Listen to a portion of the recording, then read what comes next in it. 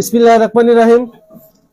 শহীদ president Ziaur রহমানের 89তম জন্মবার্ষিকী উপলক্ষে বনপাড়া পৌর বিএনপি এবং সকল সহযোগী সংগঠনের কর্তৃক আয়োজিত আজকের এই আলোচনা ও দোয়া মাহফিল উপলক্ষে বনপাড়া পৌর ছাত্র দলের পক্ষ থেকে সবাইকে জানাই শুভেচ্ছা এবং অভিনন্দন। আপনারা জানেন, যেই নেতার জন্ম না হলে এই বাংলাদেশ, আজকের এই রূপকার বাংলাদেশ তৈরি হতো না। যে নেতার জন্ম না হলে আমরা স্বাধীনভাবে এই দেশে বসবাস, কথা বলার অধিকার পেতাম না। আজকে তার জন্মদিন, শুভ জন্মদিন আমাদের প্রিয় নেতার, এবং বিভিন্ন ওয়ার্ডের নেতৃবৃন্দ আজকের এই আলোচনা সভা ও দোয়া মাহফিলে উপস্থিত হয়েছেন।